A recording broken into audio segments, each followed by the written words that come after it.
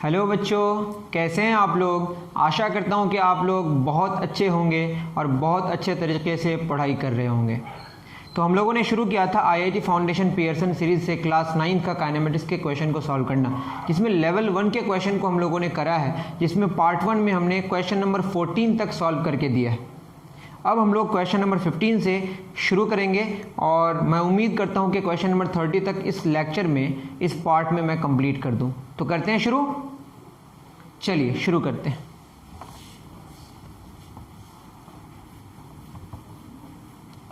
Question number 15 में match करना है, लेकिन आप मैच खुद कर लीजिएगा। मैं व्हाट्सएप के ग्रुप में उसका फ़ोटो अपडेट कर दूंगा अगर आपके पास किताब नहीं है तो मैं 15 में जो कॉलम ए और कॉलम बी है उसमें आपको ग्राफ के साथ उसके सिचुएशन को मैच करना है। ठीक है, जैसे ए में गिवन है, मैं राइट कॉलम बी की बात कर रहा हूँ। एक तरफ कॉलम ए है और एक तरफ क्या है, कॉलम बी है। कॉलम ए और कॉलम बी में ए बी सी डी वगैरह लिखा हुआ है, जो भी है आप देखिएगा। इसमें ए है, ए में जो ग्राफ बना हुआ है कुछ इस तरह का है, छोटा सा ग्राफ है, टाइम और ये डिस्प्लेसमेंट या पोजीशन की बात कर सकते हैं। ये ग्राफ इस तरह का। इस ग्राफ में अगर आप देखें, ग्राफ क्या होता है, दो ये 2D फिगर है, इसमें टाइम और डिस्प्लेसमेंट के बीच ग्राफ है। एंगल कितना बनता है, 90 डिग्री से बताने की ज़रूरत नहीं है। ये देखिए, जीरो टाइम में ही कुछ बॉडी पहले से डिस्प्लेसमेंट किया हुआ है, दैट इज़ इसका पोजीशन चेंज हुआ है पहले से ही। ठीक है, इसका मतलब पहले से डिस्प्लेसमेंट है। अब क्या हो रहा है, ये ग्राफ को अगर आप ठीक से गौर करें, इसको जूम करके देखें, तो आप क्या पाएंगे, वो ये पाएंगे कि पहले इसको अगर दो भागों में बांटें तो देखिए, इसका इतना ज़्यादा टाइम में कम डिस्प्लेसमेंट है, यहाँ पे कम टाइम में ज़्यादा डिस्प्लेसमेंट है। मतलब पहले अगर देखेंगे तो पहले कम स्पीड में चल रहा है और बाद में ज़्यादा स्पीड में चल रहा है। इसको टुकड़ों में बांट के आप देख सकते हैं कि पहले ज़्यादा टाइम में कम पोजीशन चेंज कर रहा है, बाद में कम टाइम में ज़्यादा पोजीशन चेंज कर रहा है। या आप कह सकते हैं इसका स्लोप बढ़ रहा है, और जब स्लोप बढ़ेगा तो यहाँ पे और डिस्प्लेसमेंट टाइम के बीच का जो ग्राफ है वो वेलोसिटी देगा, मतलब वेलोसिटी का मैग्नीट्यूड बढ़ रहा है, मतलब एक्सेलरेटेड मोशन है। कैसा मोशन है, और पहले से कुछ डिस्प्लेसमेंट। तो यहाँ पे अगर ऑप्शन को हम देखें, यूनिफॉर्म वेलोसिटी, वेलोसिटी यूनिफॉर्म तब होता है जब ये स्ट्रेट लाइन होता, तो नहीं होगा। Uniform acceleration with initial velocity, यहाँ से इसकी बात नहीं कर सकते। Uniform acceleration, increasing acceleration, uniform retardation, decreasing acceleration at steady rate, uniform acceleration with initial displacement, uniform acceleration with initial displacement, पहले से कुछ डिस्प्लेसमेंट है और ये बॉडी का स्पीड क्या हो रहा है, बढ़ रहा है। ये है आपका ऑप्शन जी, यहाँ जी में मैच कर रहा है। क्या लिख रहा है, uniform acceleration, uniform acceleration with initial displacement. I think आपको बात समझ आई होगी। तो ए का जी का किसके साथ मैच किया, ए के साथ। ये ए का किसके साथ मैच किया, जी का। ठीक है ना, कैपिटल जी इधर है, इधर ए है। दूसरा फिगर है, मतलब ग्राफ है, दूसरा ग्राफ है आपका कैसा, एसटी का ही ग्राफ है, और इसमें भी पहले से डिस्प्लेसमेंट है और ग्राफ कुछ ऐसा है। तो इसको अगर इस पर गौर करें, इसमें क्या हो रहा है बताइए। इसको दो भागों में बांटेंगे तो कम टाइम में ज़्यादा डिस्प्लेसमेंट, यहाँ पे ज़्यादा टाइम में कम डिस्प्लेसमेंट। या सेम टाइम की बात करें तो यहाँ ज़्यादा डिस्प्लेस हो रहा है, यहाँ उतने टाइम में कम डिस्प्लेसमेंट हो रहा है। मतलब पहले स्पीड क्या है, कम है, सॉरी ज़्यादा है, और बाद में कम हो जा रहा है। इसको क्या बोलेंगे, रिटार्डेशन। क्या बोलेंगे, रिटार्डेशन। तो यहाँ पे ऑप्शन के हिसाब से कौन सा हो जाएगा, यूनिफॉर्म रिटार्डेशन।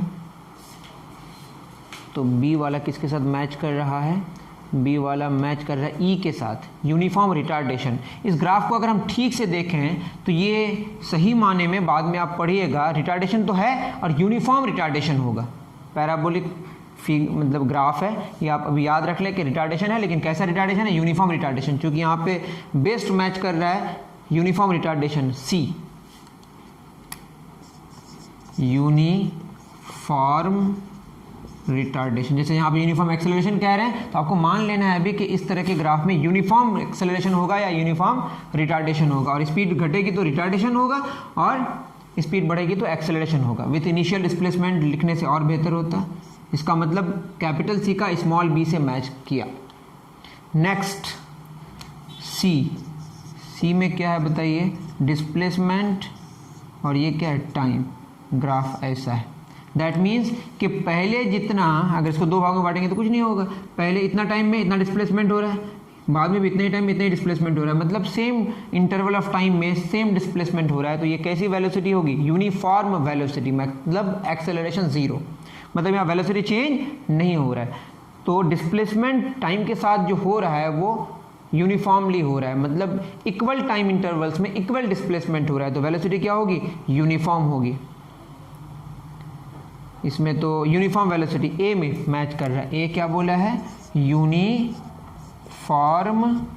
वेलोसिटी, मतलब यहाँ पे स्लोप क्या हो रहा है, चेंज नहीं हो रहा है। तो एसटी ग्राफ, डिस्प्लेसमेंट टाइम के बीच का ग्राफ का अगर स्लोप ना चेंज हो तो यूनिफॉर्म वेलोसिटी होगी, स्लोप घटेगा तो रिटार्डेशन होगा, स्लोप बढ़ेगा तो एक्सेलरेशन होगा। आपको बात शायद समझ आ गई होगी। करें नोट डाउन, हम लोग फिर और आगे के ग्राफ्स को करेंगे और भी मैच करना है।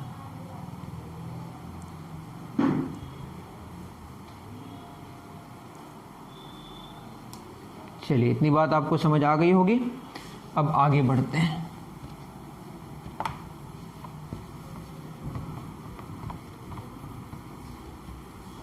चलिए, डी में क्या कहा है, डी में फिगर है VT graph, velocity time graph है। ये एक्सेलरेशन देगा, ये इसका स्लोप, वेलोसिटी बढ़ रहा है, वेलोसिटी कांस्टेंट नहीं है, वेलोसिटी बढ़ रहा है मतलब एक्सेलरेशन है। और यहाँ पे अगर uniform velocity, uniform acceleration with initial velocity, यहाँ देखिए पहले से कुछ वेलोसिटी है, जीरो टाइम में कुछ वेलोसिटी है और वेलोसिटी इसकी क्या हो रही है, बढ़ रही है, यूनिफॉर्म रेट में बढ़ रही है, मतलब एक्सेलरेशन क्या है इसका, यूनिफॉर्म है। तो बी में uniform acceleration with uniform velocity, uniform, मैं गलत बोला था, uniform acceleration with initial velocity, पहले से कुछ वेलोसिटी है, विथ इनिशियल वेलोसिटी, पहले से कुछ वेलोसिटी है, उसके बाद उसकी वेलोसिटी बढ़ रही है और यूनिफॉर्म रेट से बढ़ रही है, तो एक्सेलरेशन क्या हो गई, यूनिफॉर्म। तो वीटी ग्राफ का जो स्लोप है वो क्या देगा, एक्सेलरेशन देगा, और चूंकि स्ट्रेट लाइन है तो यूनिफॉर्म एक्सेलरेशन है। वो एसटी ग्राफ था, उसका स्लोप वेलोसिटी दे रहा था, और ये वीटी ग्राफ है, इसका स्लोप क्या देगा, एक्सेलरेशन देगा। ठीक है, ये बात भी समझ आ गई। नेक्स्ट है आपका ई में क्या ग्राफ है, ई में ग्राफ है एसटी ग्राफ, और ये ऐसा है। इसका क्या मतलब है कि पहले से कुछ पोजीशन चेंज किया हुआ है लेकिन अब पोजीशन चेंज ही नहीं हो रहा है, मतलब डिस्प्लेसमेंट नहीं हो रहा है, और जब डिस्प्लेसमेंट ही नहीं होगा दैट मीन्स कि बॉडी किस में, रेस्ट में है, बट पहले से कुछ डिस्प्लेस किया हुआ है, तो बॉडी रेस्ट में है विथ इनिशियल डिस्प्लेसमेंट। ये ऑप्शन कौन सा मैच कर रहा है, एच, मतलब पहले बॉडी डिस्प्लेस्ड है लेकिन उसके बाद और कोई डिस्प्लेसमेंट नहीं हो रहा है, body at rest, body at rest with initial displacement. Match किया, कैपिटल एच का ई से मैच किया। एफ में क्या बोला है, एफ में कहा है ये एक्सेलरेशन टाइम ग्राफ है और ये ग्राफ है ऐसा, मतलब एक्सेलरेशन है लेकिन वो चेंज नहीं हो रहा है, तो सीधी बात है यूनिफॉर्म एक्सेलरेशन होगा। क्या होगा, यूनिफॉर्म एक्सेलरेशन, ठीक है ना। एफ का सी सही है, सी यूनिफॉर्म एक्सेलरेशन। एक्सेलरेशन क्या हो रहा है, यूनिफॉर्म, मतलब चेंज नहीं हो रहा है। एक्सेलरेशन कांस्टेंट है मतलब यूनिफॉर्म एक्सेलरेशन है, एक्सेलरेशन टाइम का ग्राफ है, एक्सेलरेशन चेंज नहीं हो रहा है मतलब यूनिफॉर्म एक्सेलरेशन, मतलब कांस्टेंट एक्सेलरेशन है। ठीक है, इतना नोट डाउन करें। हमारे पास और 2 क्वेश्चंस बचे, वो ख़त्म हो जाएंगे, मैचिंग ख़त्म, मैच वाला ख़त्म हो जाएगा, फिर आगे बढ़ेंगे।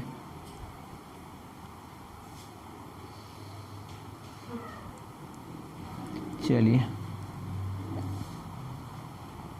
15 में और 2 ग्राफ्स हैं जिस पे डिस्कशन करना है। अब होगा हमारा जी में ग्राफ है, टाइम और एक्सेलरेशन का ग्राफ है, और देखिए एक्सेलरेशन क्या हो रहा है आपका, बढ़ रहा है, एक्सेलरेशन है और वो बढ़ रहा है, तो इंक्रीजिंग एक्सेलरेशन, सीधी बात है। डी में लिखा हुआ है इंक्रीजिंग एक्सेलरेशन। तो कैपिटल डी किसके साथ मैच किया, स्मॉल जी के साथ, तो एक्सेलरेशन बढ़ रहा है। एच में क्या बोला है बताइए, टाइम है, एक्सेलरेशन है, एक्सेलरेशन क्या हो रहा है, घट रहा है, तो क्या लिखिएगा आप, डिक्रीजिंग एक्सेलरेशन। कितने नंबर पे, एफ नंबर पे, डिक्रीजिंग, और रेट उसका क्या है, यूनिफॉर्मली घट रहा है, decreasing acceleration with steady rate. तो आप देख लीजिएगा कौन सा किसके साथ मैच किया, आप खुद इसको अच्छे से आप अब बना लें। तो क्वेश्चन नंबर 15 हमारा फिनिश हो गया। एसटी ग्राफ मतलब डिस्प्लेसमेंट टाइम ग्राफ, उसका स्लोप क्या देगा, velocity. VT graph velocity time graph, उसका स्लोप क्या देगा, एक्सेलरेशन। और eighty graph acceleration time graph, वो तो फिर अलग है, उसका स्लोप जर्क देगा, वैसे उसके बारे में डिस्कशन हमें नहीं करना है, इसको आप नोट डाउन करें। क्वेश्चन नंबर 16 पे डिस्कशन करेंगे फिर।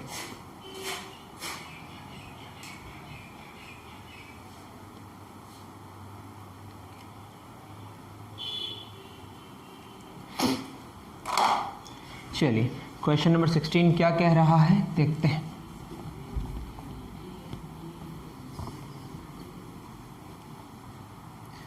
बहुत इजी है, इससे पहले भी डिस्कशन हो चुका है, लेकिन इजी क्वेश्चन है तो एक बार डिस्कशन कर ले। The ratio of magnitude of displacement to distance, the ratio of magnitude of displacement to distance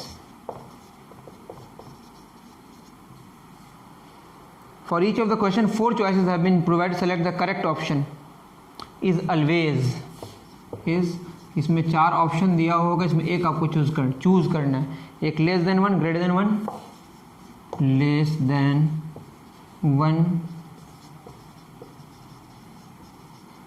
greater than 1, equal to 1, less than और इक्वल टू 1।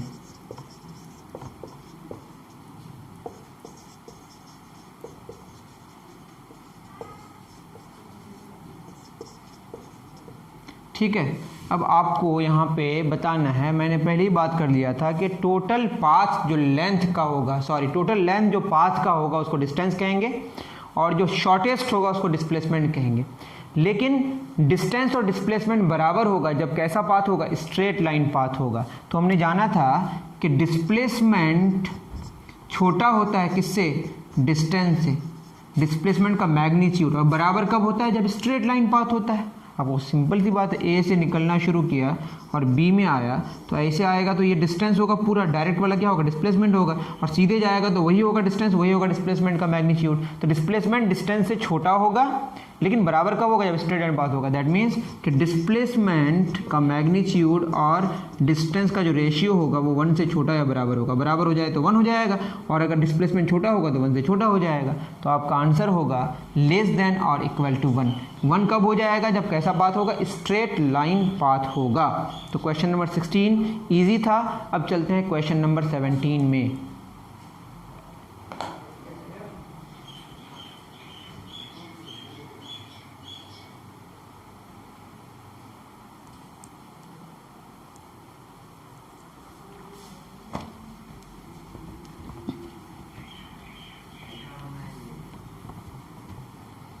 क्वेश्चन नंबर 17 थोड़ा सा अपग्रेड किया हुआ क्वेश्चन है, थोड़ा सा आगे लेवल की बात होगी। The ratio of the heights from which two bodies, the ratio of the heights from which two bodies are, from which two bodies are dropped is 3:5, dropped is 3:5 respectively, the ratio of their final velocities.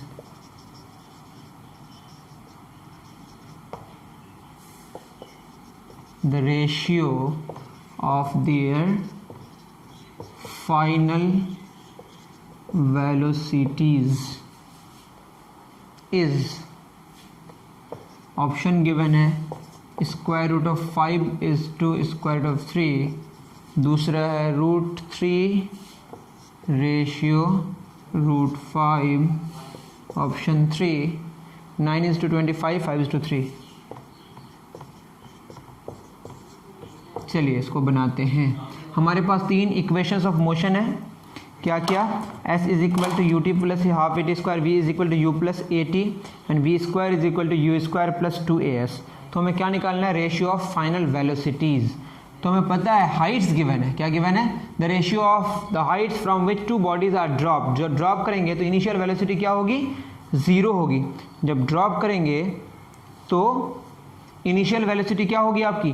0 होगी। तो क्या हो जाएगा बताइए? V square is equal to u square plus 2as, v square is equal to u square 0 square plus 2a को g लेंगे और s को h लेंगे।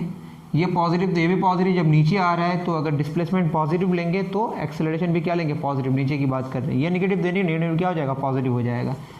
तो v is equal to √2gh और गिवन है h1 और h2 का रेशियो कितना गिवन है? 3:5।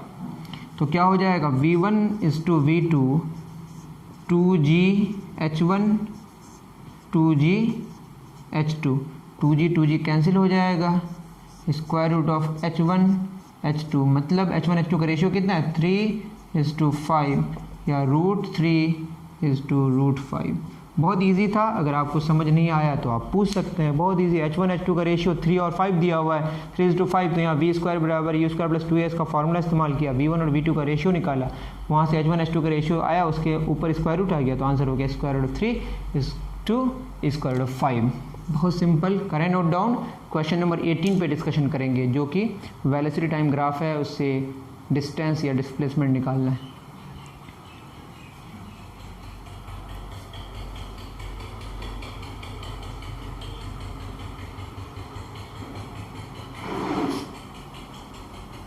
चलिए क्वेश्चन नंबर 17 हो गया।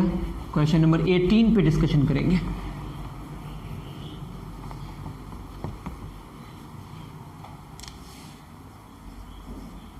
क्वेश्चन नंबर 18 क्या कह रहा है?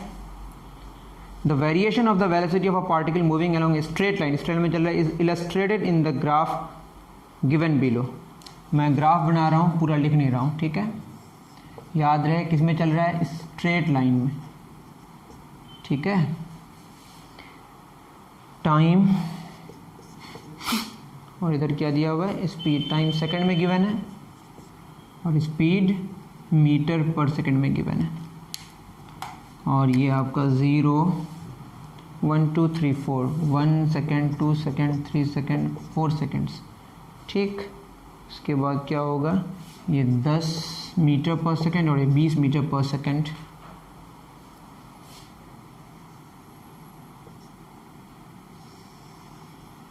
यहाँ तक वो 20 मीटर पर सेकेंड। फिर 1 से लेकर 2 तक यूनिफॉर्म वेलोसिटी में चलेगा।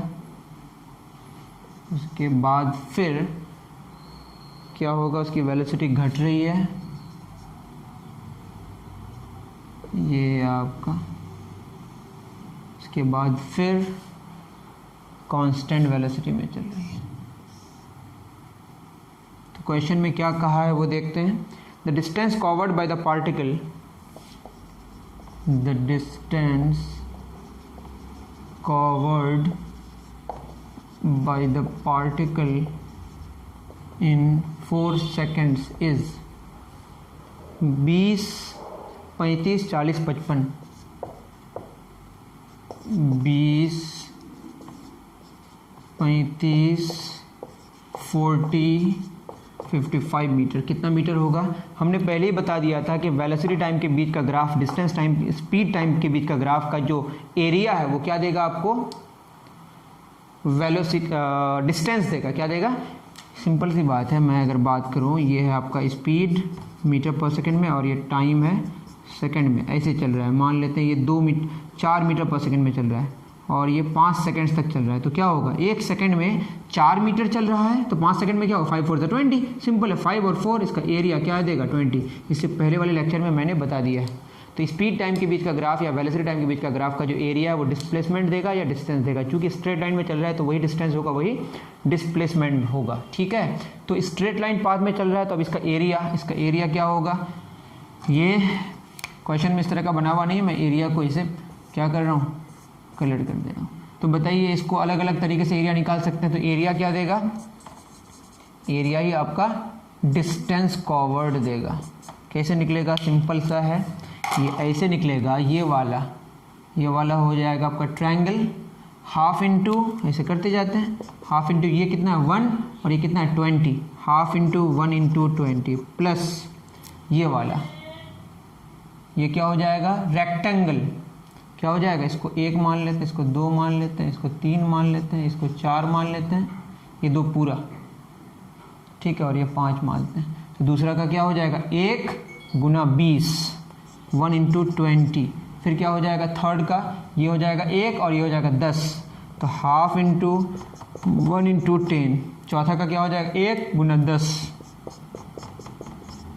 प्लस यहाँ 1 और ये 10, क्या हो जाएगा 1 इंटू 10, तो क्या हो जाएगा बताइए, 2 10 ज़ा 20, 10 प्लस 20, 2 5 ज़ा 10 plus 5 plus 10 plus 10, 10 10 20, 20 40, 10 50 5 55 metre. Simple सी बात है, आप क्या करें, पूरा एरिया निकाल लें तो आपसे वहाँ से क्या निकल के आ जाएगा, डिस्टेंस कवर्ड आ जाएगा। तो डिस्टेंस कवर्ड स्पीड टाइम के बीच का ग्राफ का जो एरिया है that will give you distance covered by a particle.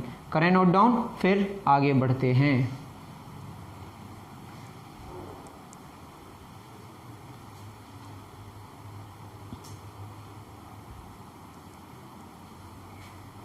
चलिए question number 19,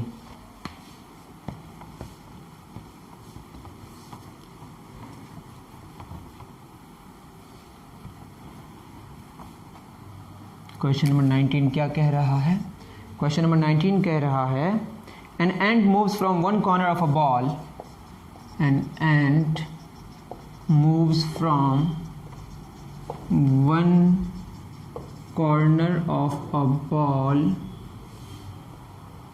to the diagonally opposite corner, to the diagonally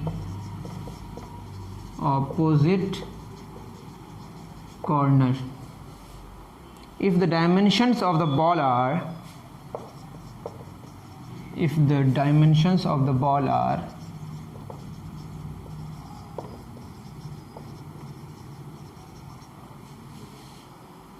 8 meter by 6 meter, the displacement of the ant is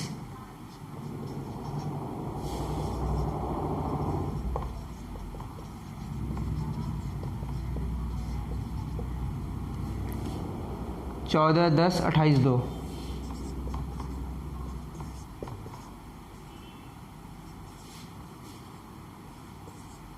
कितना metre होगा। Simple सी बात है कि एक चींटी है जो इस तरह से चल रहा है, कुछ रेक्टेंगल शेप का है, और ये है 8 मीटर, और ये कितना मीटर है 6 metre.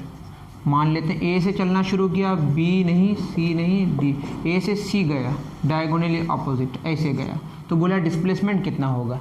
moves from one corner of a ball to the diagonally opposite corner if the dimension of 8/6 the displacement of the ant is A से C, डिस्प्लेसमेंट कितना होगा, ये तो 90 डिग्री है, ये हो जाएगा डिस्प्लेसमेंट। आपका डिस्प्लेसमेंट का जो मैग्नीट्यूड निकल के आएगा वो होगा 8 स्क्वायर प्लस 6 स्क्वायर का स्क्वायर रूट, सिंपल है, 64 प्लस 36 का स्क्वायर रूट, 100 का square root, that means 10 metre. इससे आसान क्वेश्चन तो शायद नहीं होना चाहिए, बहुत आसान क्वेश्चन था। करें नोट डाउन, चलेंगे क्वेश्चन नंबर 20 में।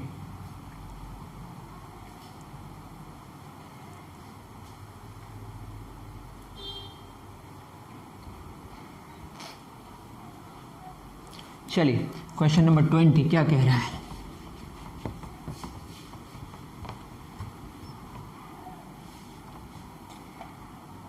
क्वेश्चन नंबर 20 है the figure given below shows the displacement time curve of the particle P and Q, which of the following statements is correct. तो हमें वो लिखने की ज़रूरत नहीं है, बस हम डिस्प्लेसमेंट टाइम ग्राफ बना देते हैं, और इसमें दो अलग अलग फिगर है इस तरह से, ये पी का है और एक क्यू का है, ये डिस्प्लेसमेंट है ना, और ये क्यू का है। तो पी और क्यू का अलग अलग है टाइम, और ये नेगेटिव पोजीशन से शुरू कर रहा है, फिर वो ज़ीरो में आ रहा है, फिर भाग रहा है। लेकिन आप खुद देखें, ये कम टाइम में, उतने टाइम में ज़्यादा डिस्प्लेस कर रहा है और इतना टाइम में थोड़ा सा डिस्प्लेसमेंट कर रहा है, तो p की स्पीड क्या है, ज़्यादा है, p का स्लोप ज़्यादा है, p की स्पीड ज़्यादा है, q की स्पीड कम है। लेकिन आगे कौन था, q, लेकिन q इतना स्लो है कि q p से क्या हो गया, पीछे हो गया। नंबर 1 यहाँ पे ऑप्शन आपको सही लिखना है, both p and q move with uniform equal speed, move with uniform, ये तो सही है बट इक्वल नहीं है, क्योंकि p की स्पीड ज़्यादा है तभी तो p आगे बढ़ गया q से, और q की स्पीड कम है तो ये गलत हो गया। Second, p is accelerated and q is retarded, p is accelerated and q is retarded. किसी की स्पीड बढ़ भी नहीं रही, दोनों की स्पीड यूनिफॉर्म है, अलग अलग है, p की स्पीड ज़्यादा है, q की स्पीड कम है, लेकिन किसी की स्पीड बढ़ भी नहीं रही है और घट भी नहीं रही है, जो कि p और ये जो ग्राफ का स्लोप है वो क्या देगा, स्पीड देगा या वेलोसिटी देगा, तो वेलोसिटी बढ़ भी नहीं रही, घट भी नहीं, जो कि स्ट्रेट एंड स्लोप चेंज नहीं हो रहा है, ठीक है। लेकिन p का स्लोप ज़्यादा है, q का स्लोप कम है, तो कोई भी किसी की भी वेलोसिटी चेंज नहीं हो रही है, बट वेलोसिटी किसकी ज़्यादा है, p की ज़्यादा है, q की कम है, बट दोनों की अलग अलग क्या है, यूनिफॉर्म है, मतलब एक्सेलरेशन 0 है, तो एक्सेलरेशन और रिटार्डेशन की तो बात ही नहीं कर सकते। Third, both p and q move with uniform speed, both p and q move with uniform speed, ये तो सही है, but the speed of p is more, but the speed of p is more than q, ये बिल्कुल सही बात, third number सही है। फोर्थ क्या कह रहा है, both p and q with uniform speed but speed of q is more than p, ये गलत है, ठीक है, जस्ट ऑपोजिट है यहाँ पे q और यहाँ पे p, ठीक है। इसी तरह का स्टेटमेंट लिखा हुआ है, both p and q move with uniform speed but the speed of q is more than q, नहीं, p का ज़्यादा है, q का कम है, तो ऑप्शन कौन सा सही है, 3 सही है। तो ग्राफ को देख के आपको कोई एक ऑप्शन को, कोई एक सही स्टेटमेंट को टिक करना था, जो मैंने कर दिया। आगे बढ़ते हैं, इसको नोट डाउन करें।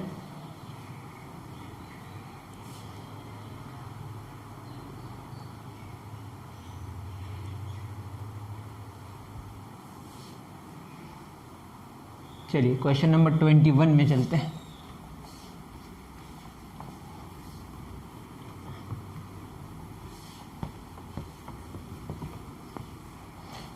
क्या कह रहा है, when brakes are applied,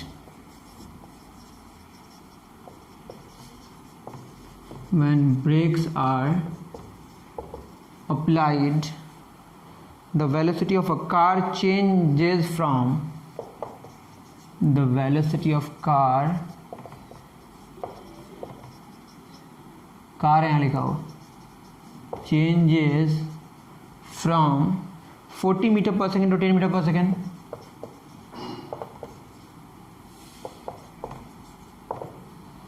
in 10 seconds the acceleration produced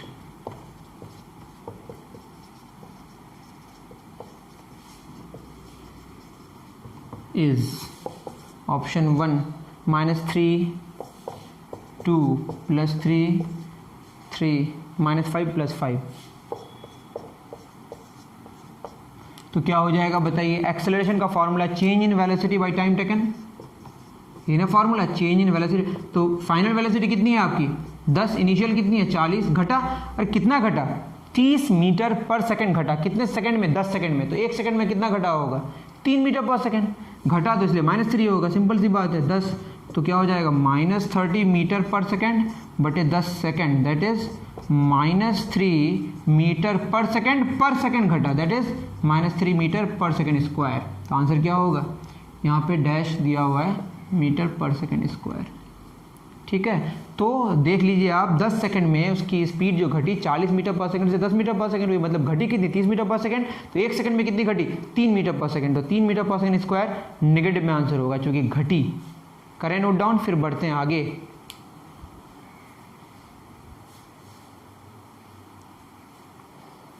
चलिए, वक्त के हिसाब से ये पता चल रहा है कि हम लोग और 2 क्वेश्चन कर सकते हैं, उसके बाद फिर पार्ट 3 करना पड़ेगा, शायद पार्ट 4 भी करना पड़े, कोई प्रॉब्लम नहीं है, क्योंकि हम लोग 30 से 35 मिनट का क्लास ही करना चाहते हैं, नहीं तो बोर हो जाते हैं। कर लिए नोट डाउन, चलते हैं आगे क्वेश्चन नंबर 22 में। 22 में बहुत सारी बातें हम बताएंगे। बोला है कि if a body starts from rest, if a body starts from rest and moves with uniform acceleration and moves with uniform acceleration, then V proportional, then number 1 V proportional T, number 2 S proportional T, number 3 V proportional S, number 4 S proportional square root of t. कौन सा सही है? अगर rest से शुरू कर रहा है तो आप पहले फॉर्मूला सारा लिख दें। v is equal to u plus a t, s is equal to u t plus half a t square, v square is equal to u square plus 2as। Uniform acceleration बोला है तो ये सारा formula लिख सकते हैं। u zero put करना है, ज़ीरो मतलब v is equal to zero plus a t, मतलब v बराबर ए टी। एक्सेलरेशन कॉन्स्टेंट है, मतलब v और t का रेशियो कॉन्स्टेंट है, तो v प्रोपोर्शनल क्या हो जाएगा? t। ये तो बिल्कुल सही है। दूसरी अगर बात करें s बराबर zero plus half a t square, तो s बराबर half a t square, half तो कांस्टेंट है ही, a भी कांस्टेंट है, तो s proportional t square, s proportional root t हो ही नहीं सकता, s में t हो ही नहीं सकता।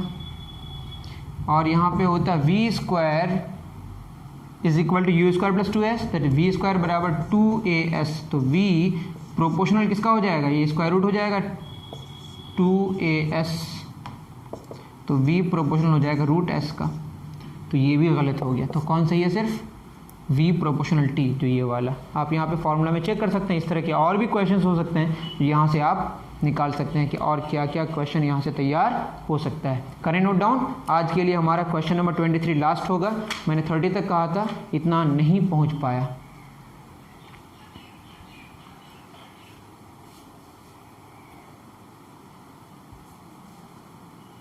चलिए क्वेश्चन नंबर 23 कैसा क्वेश्चन है देखते हैं।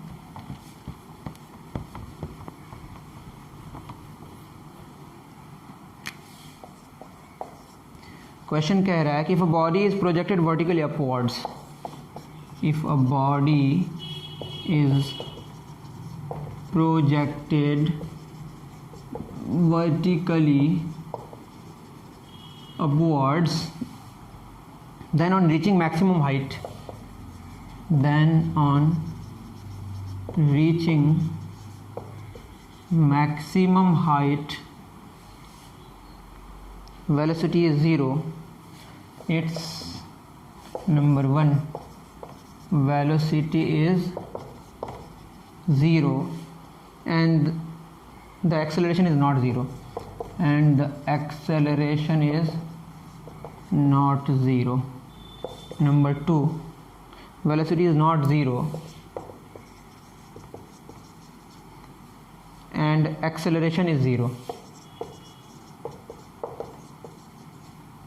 Number 3, both velocity are not 0. Both velocity and acceleration are not 0. Number 4, both velocity and acceleration are 0. ठीक है। तो सबसे पहले ये देखिए कि बॉडी को जब नीचे से ऊपर की तरफ वर्टिकली अपवर्ड प्रोजेक्ट करते हैं तो होता क्या है?